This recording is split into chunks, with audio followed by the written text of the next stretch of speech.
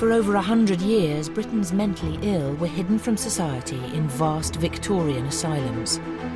Those who were locked away have left their own testimony. I remember getting the first glimpse of the hospital, this big looming place with a clock tower and that, and I remember then thinking, oh my goodness, what am I letting myself in for? In the last decades of the asylums, psychiatrists tried to cure as well as care for patients. Some of their attempts were barbaric. It was a disaster.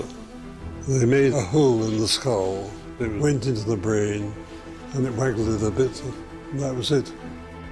This was a time when treatment was undergoing a revolution.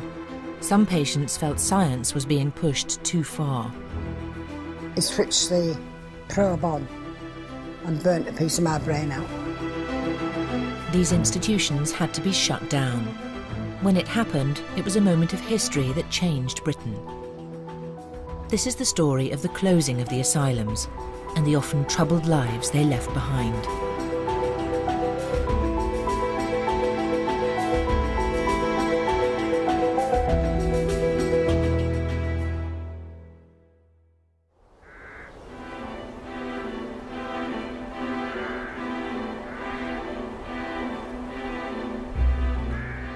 Hyroids in Yorkshire was typical of the great asylums.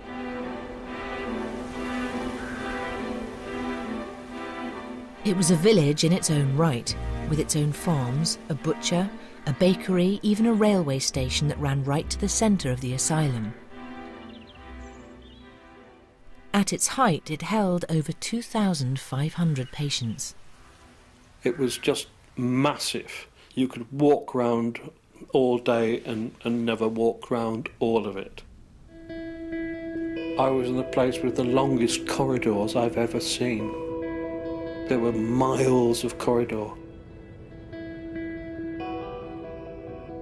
A lot of patients were socially inadequate, not strictly speaking mentally ill, not disturbed with voices, not suffering from delusions, not showing any thought disorders at all, simply inadequate and couldn't cope. They weren't wanted. Those good burghers of Leeds and Bradford who'd sent the patients in here would certainly have thought that they were doing the right thing by the patients, although really they were doing the right thing by their towns. I think that word dumped, it's an awful word, isn't it? But you could think, and I think rightly, that a lot of patients were dumped here by their relatives, by the community. They weren't wanted, and Hyroids was a convenient place for them. It was not just Hyroids. Many of Britain's asylums contained patients who had been locked up for no clear psychiatric reason.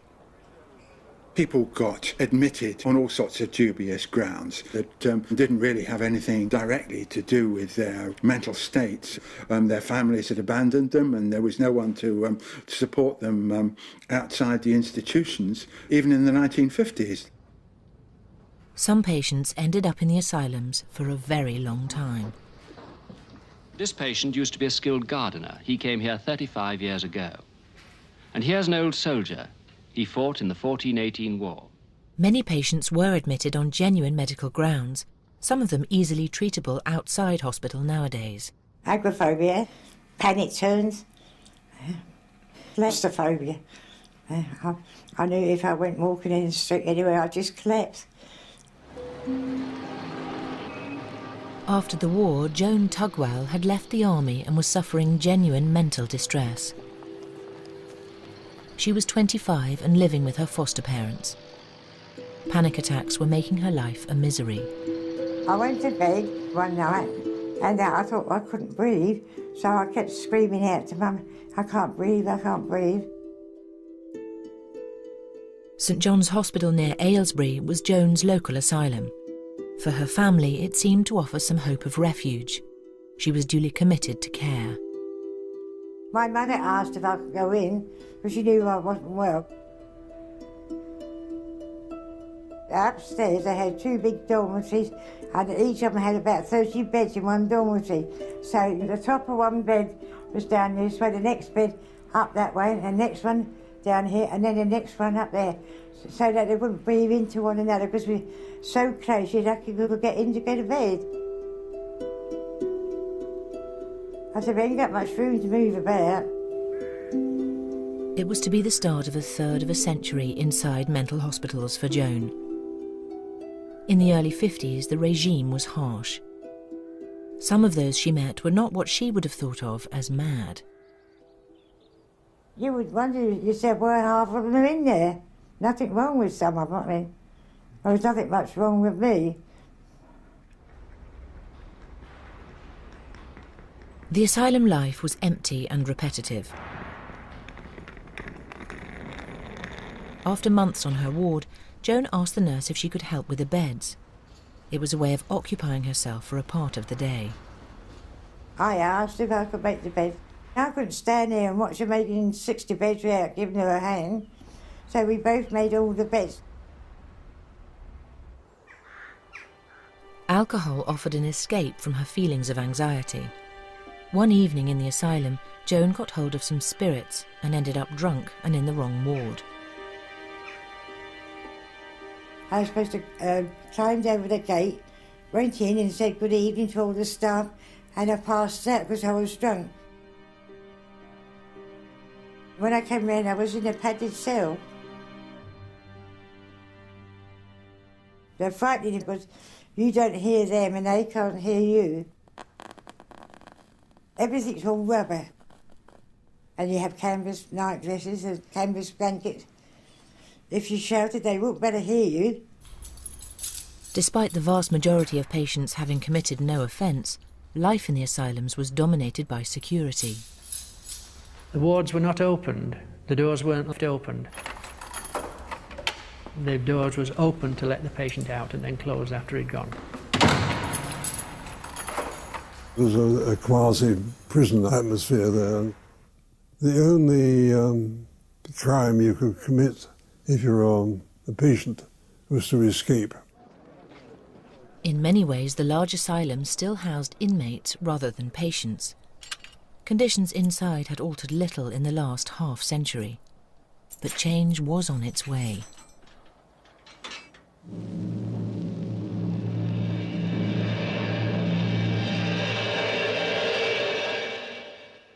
This leaflet is coming through your letterbox one day soon. Read it carefully. When the Labour government created the National Health Service in 1948, mental institutions were entirely separate from general hospitals. Before the NHS was created, there was some debate as to whether or not the asylums and psychiatry would be included in the National Health Service, and it was decided finally that it would be included. And by including it, I think it did help to bring the systems together. Hospitals and specialist services, medicines, drugs. It was the parting of ways with the old poor law ideology. Notionally, the mental patient was being embraced by the NHS ethos, the whole idea of equality of membership. While medical science had advanced rapidly in the years before the creation of the NHS, therapy for mental illness was still very limited. But now psychiatrists began to experiment with new ideas and new treatments. You get an increasing view that mental illness is really the same as other physical illnesses and can be treated using the same sort of means, using physical interventions that work on the body. One of these relatively new treatments was the controversial electroconvulsive therapy, or ECT. It meant passing an electrical current through the brain to induce a seizure. It seemed to ease the symptoms of severe depression in some patients, though psychiatrists could not explain how it worked. We put the wires here and here, and then we switch on, and then you'll go into a fit, have an epileptic fit. Whole ECT units were set up so that patients could be treated in large numbers. Until the early 1950s, the procedure was carried out largely without anaesthetic. A member of staff would lean heavily on the knees, another one at the ankles, and one at each side holding the shoulders down, and the consultant applied an electrical charge through the brain. The patient, of course, jerked very, very violently. That's why we were holding him down, because it had been known that this procedure could cause fractures and had caused fractures. Despite appearances, ECT was regarded as a step forward. It seemed to offer some patients a real hope of improvement. Here, insulin doses are being prepared and checked. Another of these so-called shock treatments was insulin therapy, where doctors induced a coma by injecting large doses of insulin into the body. Insulin coma treatment, to give it its full title, offers the greatest likelihood of relief and cure for some patients whose illness is of a deep-seated nature. I just used to have insulin in my arm, but it wasn't very nice to have. But I used some patients who go right into a coma. They would scream all the time. I mean, I think it made them feel queer. It would burn up all the sugar in their body and drop their blood sugar level very, very low, and they would go into coma. And that was supposed to be beneficial in some way to the brain. In this condition, the mind has a chance to be completely relaxed, and the functions of the brain have the opportunity of, as it were, setting out on a new path when consciousness returns. Physical treatments like this advance the image of psychiatry as a fast-developing scientific branch of medicine. In reality, insulin proved a harmful medical failure. 44 people were killed from its effects during this period. Made me bad. It gave me a fit, and they had to tell you, we can't give you any more insulin because it's affecting you. It's made you have a fit. But one form of treatment was more drastic than all the others: the lobotomy.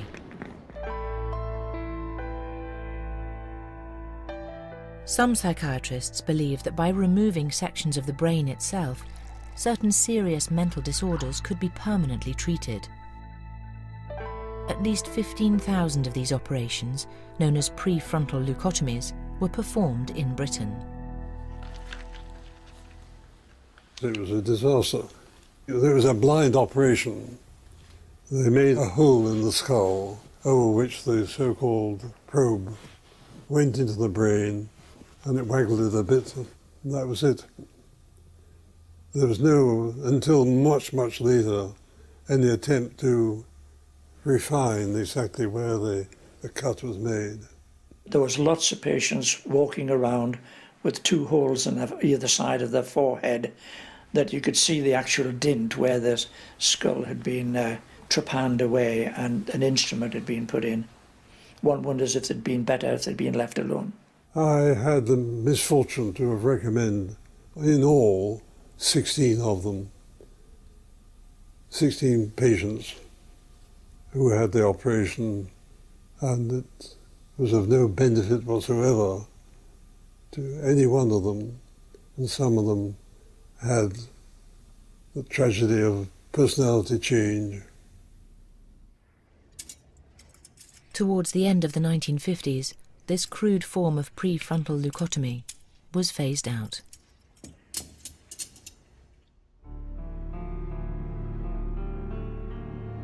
Little was then known about the workings of the brain. For most patients, there was no alternative to long periods in an asylum. They were vulnerable people, and the public was not interested.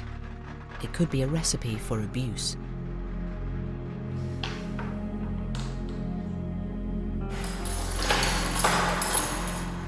Derek McCarthy began his career as a psychiatric nurse in 1957 at St Nicholas Hospital near Newcastle.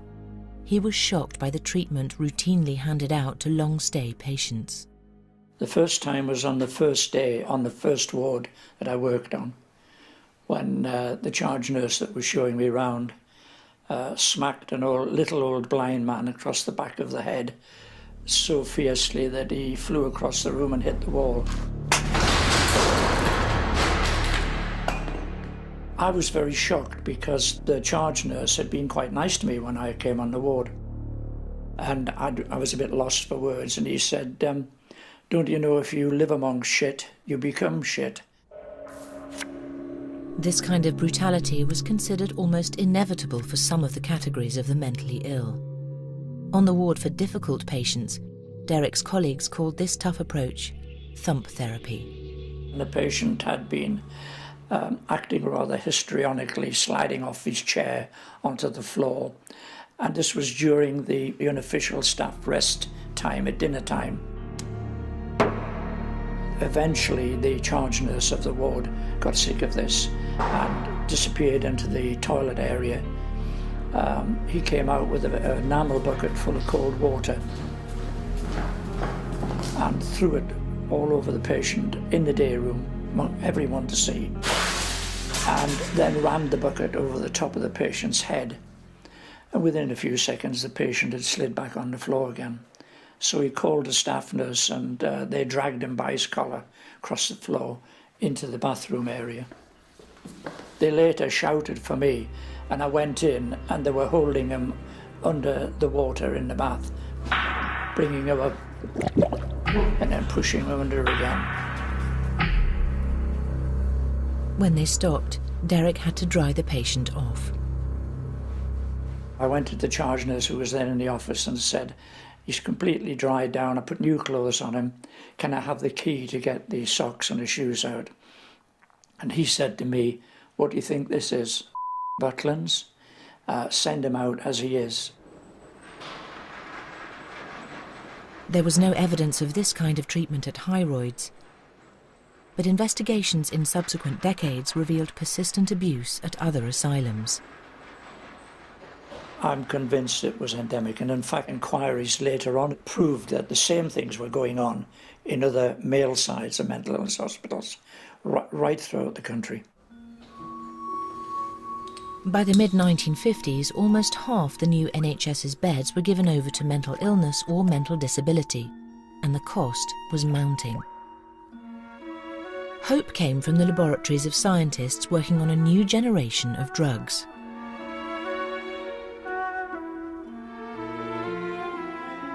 French psychiatrists started to use a drug called chlorpromazine, which proved to be very effective in calming psychotic patients. Within a few years, Largactil, as it came to be called here, had spread right across Europe and America.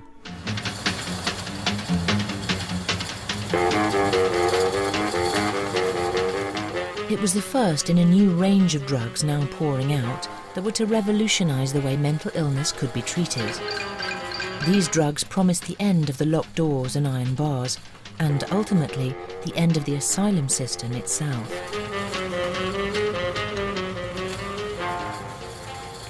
It was quite exciting. You know, this was something new, and we as student nurses were allowed to get involved in it. It was a turning point. Some psychiatrists felt that the new drugs had solved the riddle of mental illness. Trouble is with anything like that, it gets into the press and is hailed as a miracle, which it isn't. But the air of optimism is quite important. We're not just carers, we are curers.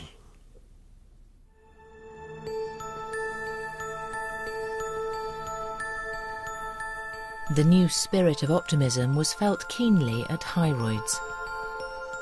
Doctors here became pioneers of the new drugs research, much to the benefit of the asylum's grim image. It had a pretty formidable reputation, you know, in the sense that it was run in some respects like a prison. And there was a keen desire in the early 50s to change its image for the better. Dr. Roy Hullin started his career as a biochemist. He was invited to Hyroids and given his own staff to research the effect of the drug lithium on the brain chemistry of patients. I wanted to do biochemical work on patients, on the manic depressive patients on whom I'd got some useful results. The idea was to do a balance of what went into the patient and measure what came out. Dr. Hullin's research proved a vital step in establishing lithium as one of the most prominent new drugs. It is still widely used today as a treatment.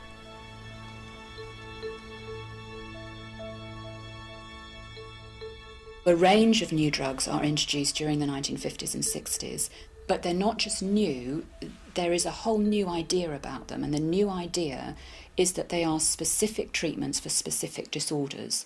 So that rather than just being substances that drug people or contain people, sedate people, which was what was thought about the old drugs, they are seen to be substances that somehow work on the underlying physical basis of mental disorder. It may have looked and felt like an old Victorian asylum, but Hyroids was now at the forefront of the drugs revolution. It was acknowledged as a research centre for mental illness, and its medical staff presented their findings all over the world.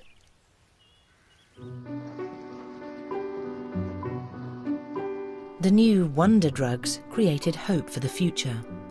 But even before they arrived, some enlightened psychiatrists had started to develop a more humane approach to care on the wards. The first thing we did, apart from improving their clothing and the decorations of the place, was to find occupation.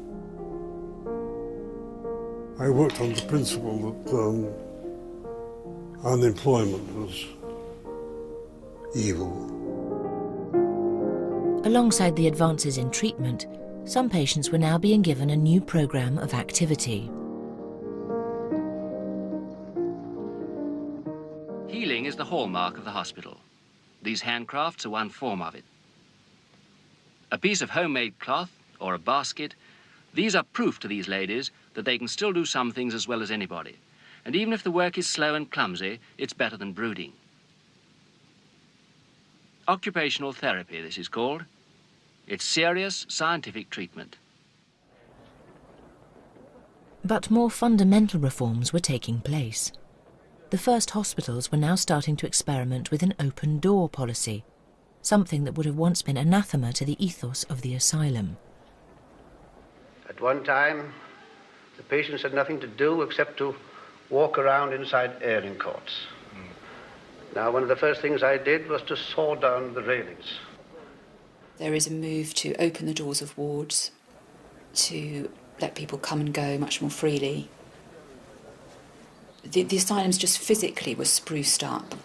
They were decorated and made more homely.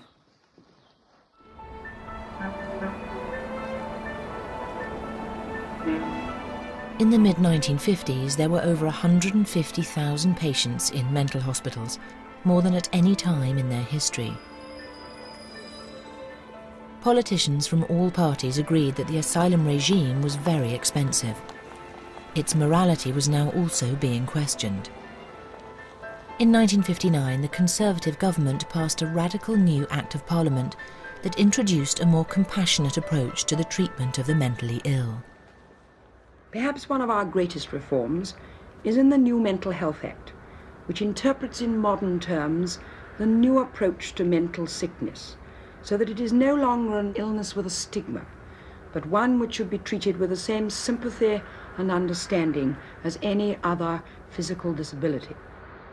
The nation's conscience had been pricked. Britain was coming face to face with its asylums, which had quarantined the mentally ill from society for over 100 years. You had to justify not locking the doors, but why you were locking the doors. It wasn't accepted that you simply lock them, that's what you'd always done. Why are you locking them? Why do these patients have to be locked in? The 1959 Act represented the final break with the Victorian period.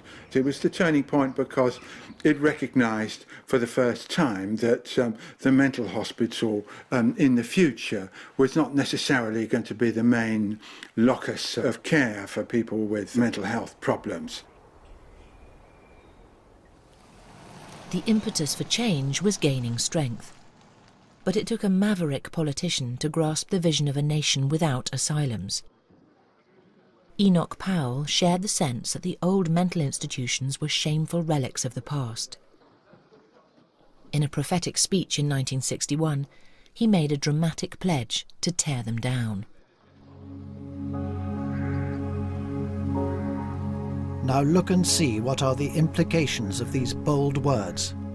they imply nothing less than the elimination of by far the greater part of this country's mental hospitals as they exist today. It was a call to arms, and Powell was under no illusions about the strength of the likely opposition to his plans. There they stand, isolated, majestic, imperious, brooded over by the gigantic water tower and chimney combined. Rising unmistakable and daunting out of the countryside, the asylums which our forefathers built with such immense solidity to express the notions of their day. Do not for a moment underestimate their powers of resistance to our assault.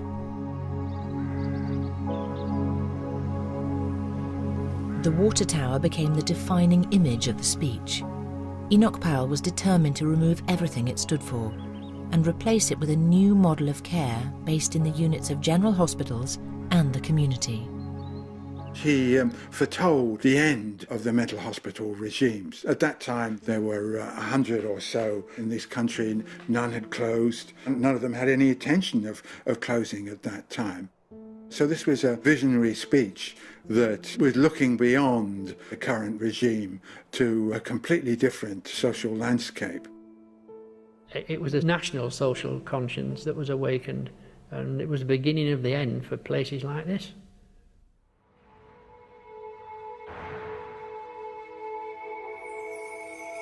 Enoch Powell had drawn up a bold new plan for mental health outside the asylums. But as he predicted, it had little immediate impact on the echoing wards and endless corridors of Britain's existing mental hospitals. Here, altering the brain's chemical balance remained the focus. But the new drugs which had initially held out the promise of closing the asylums now seemed to be doing the opposite. In the 1960s, there was a growing recognition that drugs might not be ending the asylum culture, but prolonging it.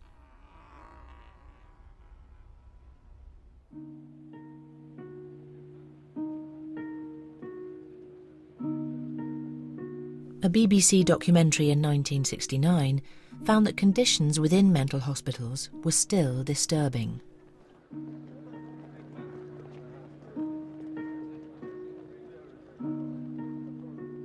For many patients, the tranquilizing drugs were causing new problems. They are basically sedative drugs, but they produce a very special sort of sedation, which is a bit like having Parkinson's disease. So that not only do they sedate you, but they make you physically rigid, and they physically slow you up, and they mentally slow you up.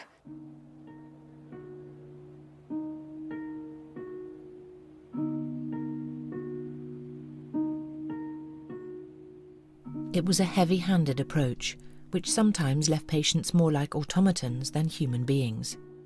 It felt at odds with the liberated spirit of the 60s. To me, it was like the system came down on me so heavily, straight away.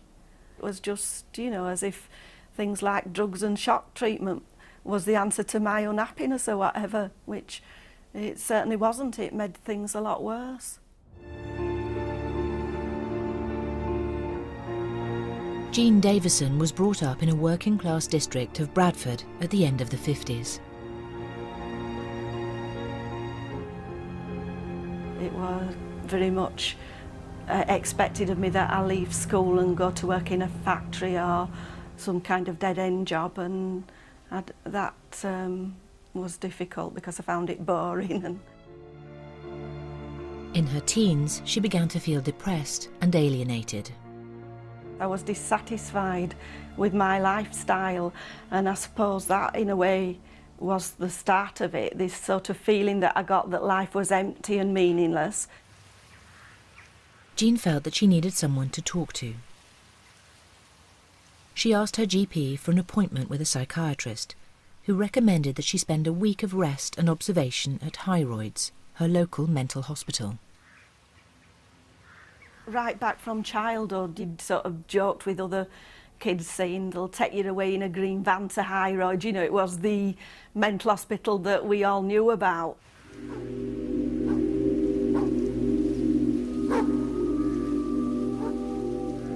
what stands out in my mind was walking up the drive and getting the first glimpse of the hospital in the sort of fading light. I think that made it look maybe more gothic or whatever, this big looming place with a clock tower and that. And I remember then thinking, oh my goodness, what am I letting myself in for? Jean arrived on a ward when medical confidence in the positive effects of drugs was at its height. The morning after she arrived, she was given her first taste of Largactil. No wonder it knocked me out and made me drowsy, because that's what Largactil does. It's a really strong, what they call antipsychotic drug.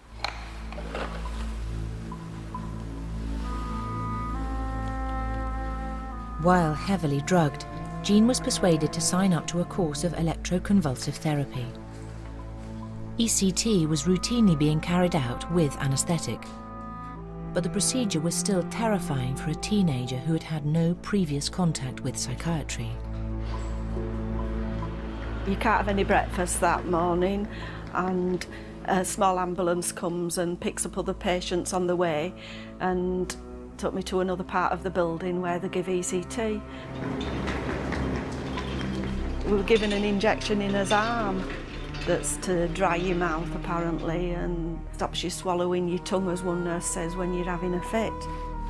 I was scared, yeah. I mean, I'm even scared of just having an anaesthetic full stop, never mind the thought of electric shocks going into your brain. They came round with a hot water bottle and we'd put it on the back of our hands to make the veins stand out for the anaesthetic injection. And I remember feeling really powerless, laid on my back, having this injection. I panicked and wanted it all to stop then and tried to sort of fight them to stop them doing it then.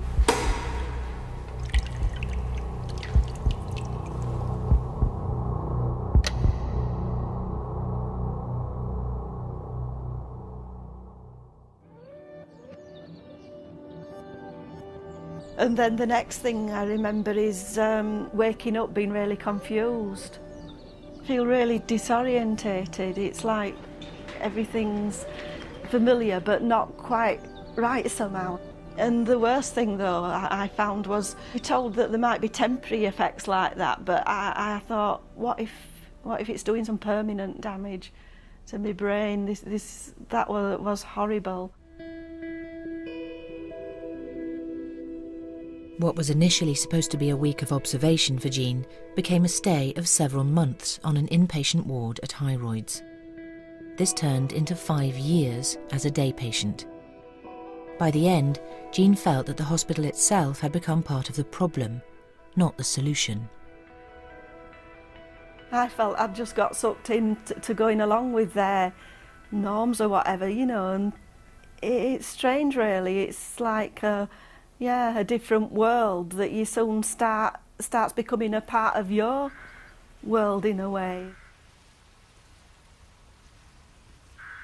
Jean felt that ECT and the drugs were actually contributing to her depression, so she began secretly cutting back on her dosage against the advice of Hyroid staff. It was an act of rebellion with positive effects. As I gradually cut down, I gradually got much, much better. All this drowsiness, depression, lack of interest, the less drugs I were on, the more that started lifting. The change was amazing. Without the drugs, I'd almost forgotten what it felt like to be awake and alive again. That was lovely. That was marvellous. Jean's resistance to her psychiatrists was part of a wider phenomenon. To many patients, doctors now seemed over-reliant on pills, the new tools of their trade. They saw drugs being used as blunt instruments in a way that was out of step with the spirit of the time.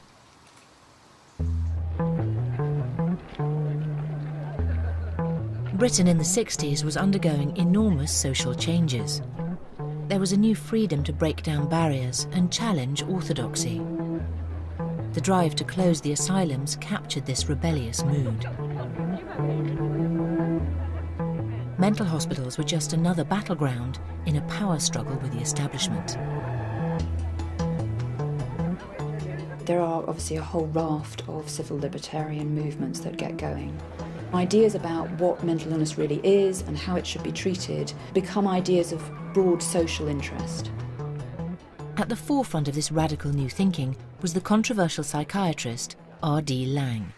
His books and speeches outlined a new approach to treatment, in which the patient, not the doctor, knew best. But they wish I wouldn't blow the gaff and shoot my mouth off on television and to the public at large. And this is exactly what I think that any of us who have got dissent within our particular professions ought to do. His books and ideas caused a sensation. The general thesis of the politics of experience is that we live in a mad world and that a normal response to a mad world is to be mad, and that the sanity that most of us manage to maintain is actually the more abnormal sort of response. But many powerful mainstream psychiatrists working in the asylums closed ranks against the new ideas. Laing's thinking was treated as peripheral. Meanwhile, some doctors were seeking progress along experimental lines, particularly in surgery. Find your eyelids getting rather heavy. In a minute you'll go off to sleep, OK? Psychiatrists at Hyroids were so confident about one pioneering form of brain operation that they gave permission for a documentary crew to film it being carried out on one of their patients. The documentary focused on Maggie Chapman, who had been admitted to Hyroids several times as a patient during the early 70s. No more tablets, Margaret. Oh, I don't have this one at dinner time, Robert. Where's my agitation tablet? Which is your agitation tablet? That big white one. Yours have been reduced a bit. All right. Maggie was a 42-year-old housewife with 5 children. She was struggling to cope and was prone to violent outbursts. Jelly tops. Anybody said out to me, yeah, I did lash out. And anybody that upset me kids or I'd just lash out. It was just auto training every so often. I just used to, I couldn't cope anymore. I just stopped. So they shipped me off to the hospital. Hyroids, Olinfield Mount. That doesn't look far off. During one of her stays at Hyroids, Maggie was approached about a new operation, which doctors convinced her could end her fits of violence. Go on, screw them right in.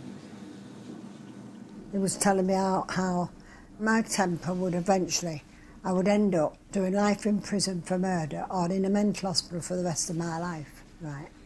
I was really down, I was at a low ebb, I wanted to get off that smelly ward, right? It was disgusting. And it was telling me how I'd benefit from this operation. It was to burn this part of my brain that would stop me from getting angry and having outbursts, being violent. Now, if we leave you as you are and don't do anything, then you're not going to spend a month, a year in a mental hospital, which you are doing at the moment. The time spent in a mental hospital is gradually going to go on increasing, and you're going to end up there. So we're forever balancing the risks of an operation against the risks to the patient of not doing the operation. Can you put your head straight, or is it... It was terrifying surgery, though the doctors regarded it as a huge leap forward. Maggie was taken from the asylum to the local hospital. There, 2 nylon balls were fixed in her forehead to act as guides for electrodes, which would pinpoint the crucial part of her brain. The electrode is attached to the electricity supply, and the current is switched on, stimulating the area at the bottom of the electrode. Got you, Margaret. I'm sorry I had to do that. Yeah, why did you have to do that? I went, oh, funny, and all. Did you? My head all shook inside. Oh, dear. Oh, my head shook inside. Yes, all right. Everything shook, the eyes, everything, my face. The noise that made must be still in my head. If a motorbike goes past me, or somebody's drilling in the road, it's like, oh, God, I just can't stand. It's like everything shakes in my head. Keep looking up. I'm frightened. Yes, keep looking up. Look up. When he got the response of fear in my eyes, the pupils were like cat's eyes, dilated. No, you're all right now. That's when he knew that he'd connected to the part of my brain that reacts to fear. A new electrode is put in the correct position, and to this will be attached a much larger current, which causes the tip of the electrode to heat up. He switched the probe on and burnt a piece of my brain out. Maggie's doctors regarded the operation as a success. It did at least get her out of hyroids. But she insists the effects of the surgery were debilitating. I was like a zombie for 4 years. I couldn't communicate with people. It was like my speech had gone. And my body was all wobbly. Maggie is now a successful campaigner for local community causes. She is adamant that she has pulled her life together in spite of the operation, not because of it.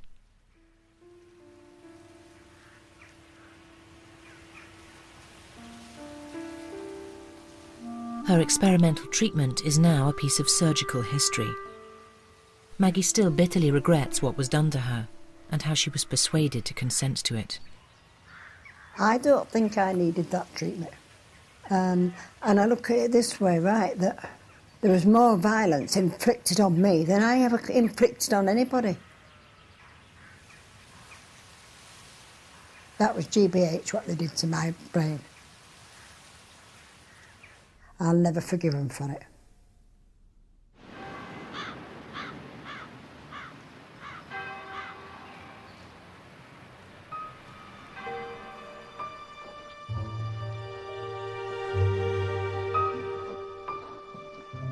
By the mid-70s, Enoch Powell had hoped that many, if not all, the old mental institutions would have disappeared. But not a single asylum had closed. Britain had entered a recession, bringing drastic cuts in health spending.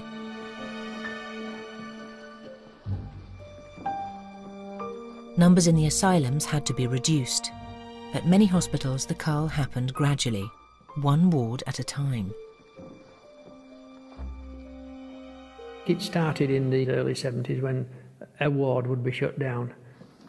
If a person died in that ward or a patient was discharged from this ward, we physically removed the bed so that nobody could be admitted into it again. If GPs wanted to refer a patient for possible admission for observation, there wasn't a bed any longer. People had to be nursed in the community, they had to be cared for in the community.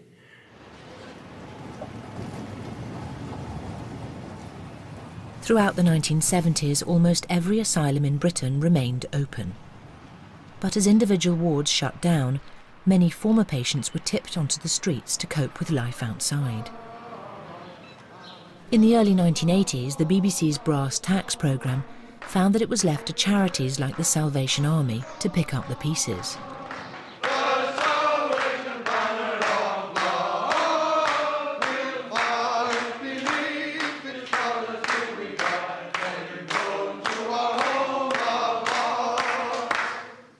$65,000 beds in long-stay wards have been phased out in 20 years. But the community care that was supposed to take their place has scarcely materialised.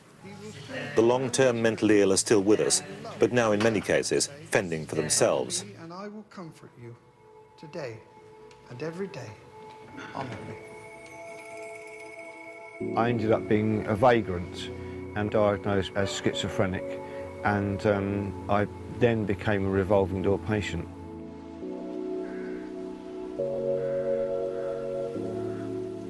Hellingley Hospital in Sussex was home to Andrew Voice at various points in the 70s. He had had a nervous breakdown when he was 23 and ended up being committed, then discharged several times in a row. I was never got right by the old asylum regimes. They would give me medication by injection. I found that I got a side effect called akathisia, and I would be extremely restless but sedated at the same time for a week, day and night, after that injection. It was an unbearable experience for Andrew, and he was as anxious to avoid the painful symptoms as the asylum was to move him on. like many others, he was a victim of a diminishing number of long-stay beds. I would get paranoid, I would be living rough, I wouldn't be looking after myself, I'd be neglecting myself, and I would get returned to the asylum, usually by the police. And that was the nature of my revolving door life. And when I got back into the asylum again, they would stop me on injections again. And they did this about 12 times between about 1975 and about 1990. Beyond the asylum walls, many patients found there was little organised care and no hope of a secure life.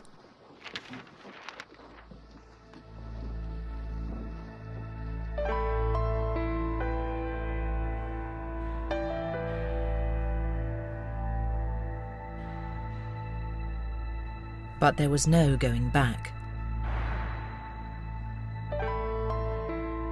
In the 1980s, the asylums finally began to close.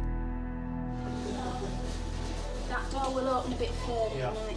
The revolution arrived swiftly with a momentum of its own. By 1990, 100,000 patients had been discharged into wider society. History is taking its revenge on the institutions. The mental hospital is becoming extinct. One after another, the great Victorian buildings began a process of shifting their patients en masse into the community and shutting their gates forever. Instead of doing things piecemeal, things were all done in one rush. It was, you know, Wakefield decided they're going to empty their psychiatric hospitals. Huddersfield have done the same. Wolverhampton, Birmingham, all of them are going to do the same. So we must keep up with them. So everybody went out into the community. This was the start of care in the community as we know it today. The idea was that the majority of patients be placed out in the community with psychiatric support. An ITV film documented the closure of one mental disability institution in Stockport. Under the new system, there would still be beds for some acute cases. But for most patients, it was the start of a new life. Thank you very much for everything you've done for us. I don't know what I'd have done without you all these years. Thanks very much, everybody. They're all packed nice and neat next door, Hazel. The trickle of people who've been leaving hospital during the last decade is now a flood.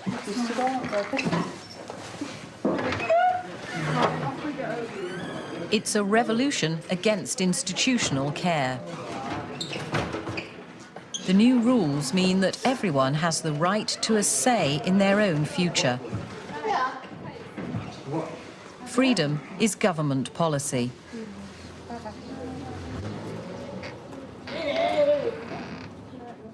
The asylums were closed down by Mrs. Thatcher. She's a strange person to thank for an act of social justice, but we have her to thank for emancipating us former psychiatric patients by closing down the old asylums. With the closure of the asylums came a new spirit among patients. As they began to confront the realities of life outside, they found a new self-confidence. It was a chance to share in the individualism of the time. Once you actually stopped destroying people's lives by locking them up and destroying any kind of individuality, you actually did open the floodgates for saying, hang on, there's a set of people who believe they're actually worth more than that. Amidst the wreckage of the asylums, a grassroots movement sprang up, in which patients challenged doctors' preeminent role in decisions about treatment. The user movement, as it was called, campaigned successfully for patients to be more than the passive recipients of psychiatry. Now we have a system where people expect to be and want to be knowledgeable about their problems, and they want to be involved in the sorts of treatments that doctors prescribe.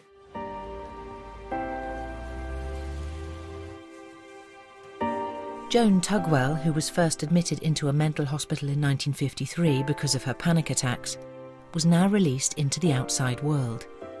She had been in one asylum or another for a third of a century.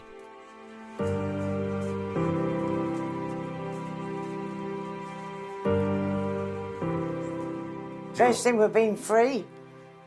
I mean, after 33.5 years, it's a long time. You've got to know how to go about it when you're out in the community. You've got to do things for yourself. Joan's transition to the outside world was filmed by her local health service to show the challenges of care in the community. Long-term patients had to get used to a life in which decades-old daily routines were left behind. The reality wasn't all Joan had hoped for.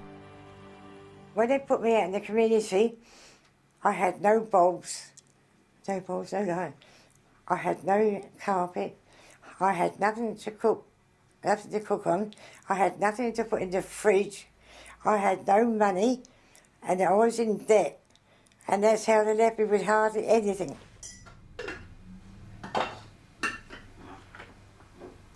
Want to get the milk out of the fridge, Joan? Yeah. Like many other patients, Joan had to cope with a certain amount of stigma. With the shelter of the asylum gone, old prejudices came to the surface. Is there any milk in there? No, that's it. When I used to appear off the bus and I was walking to my flat, they'd all call their children indoors until I was out of sight. Not nice, really. I said, what is it, I'm going to hurt them or something? Sometimes people would say to me, why don't you go back to Broadmoor? So I used to say, if I was to kill you, then I would go back. But Joan has survived. She has made a life for herself in the community with the help of her carer and continued medication. In another era, she might have remained on a long-stay ward in an asylum until she died. Like many others, Joan has found a degree of freedom. I felt really optimism that there was a future in the community for people, and that we could set goals for ourselves and we could achieve things, and we could begin to take a bit of control over our lives. But the euphoria was short-lived. The political honeymoon for care in the community was over very quickly. In December 1992, at Finsbury Park Tube Station in London, a recently released psychiatric patient stabbed a passenger in the eye and killed him. It was the most notorious of several disturbing incidents, which jolted the public's ideas about the new form of care. It sparked panic in many parts of society. It's 11 a.m. in a North London police station. Officers are being briefed about a potential killer, not by a colleague, but by the man's psychiatrist. The problem over the last 3 weeks has been increasing threats of violence and specific threats of wanting to kill variously his probation officer, his girlfriend and his mother. In 1997, the BBC's Panorama programme followed the work of a consultant psychiatrist in North London. Where we think he is at the moment. It was a vision of psychiatric services that nobody involved in care in the community wanted to see. Straight over. Both psychiatrists and police judge overwhelming force is necessary.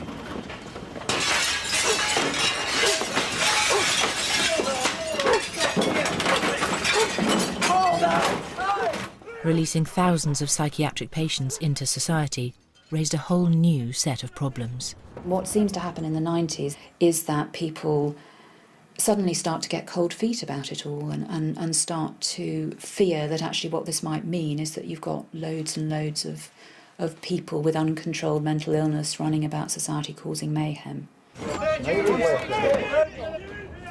The newly elected Labour government was clearly on the side of safety first.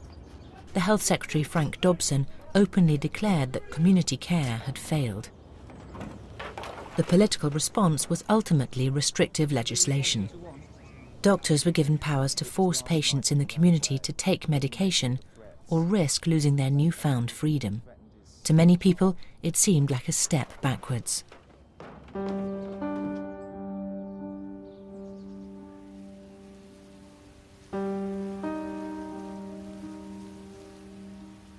Hyroids was finally closed in 2003. It was one of the last relics of the asylum network, and like many others, was bought by developers to be turned into luxury flats. I felt it was past its best by.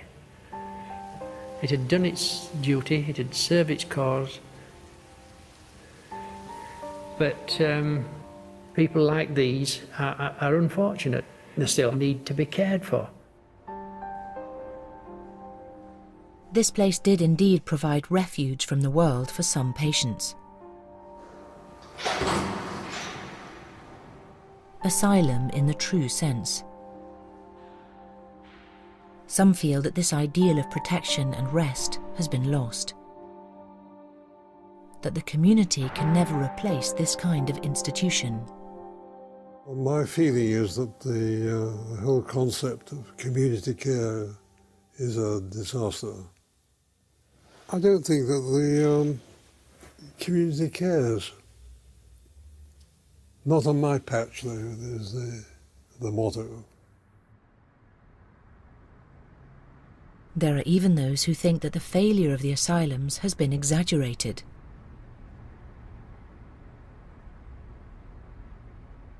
But few people have time for nostalgia. I get very angry when I see people glorifying them, you know, these lovely estates in beautiful Victorian buildings in the country. They were awful places. They were demeaning, devaluing places. I know of no one who would love to go back to a 40-bedded dormitory and their bed and their locker and their Gideon's Bible and the shared clothes. Britain's asylums are now closed forever. These were once extraordinary places, home to more than 150,000 people at their height. But they had outlived the ideals of their Victorian architects, and too often had become dustbins of humanity. What they leave behind are the lives they transformed.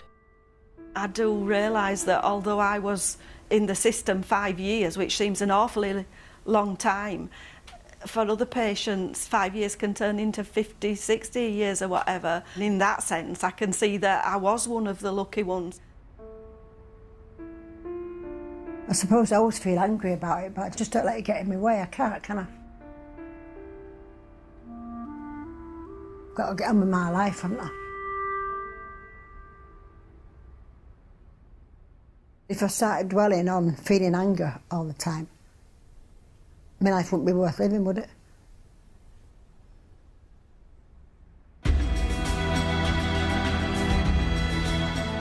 The Open University has produced a CD exploring creative responses to mental health. For your free copy, go to bbc.co.uk/headroom or call 0845 366 8015.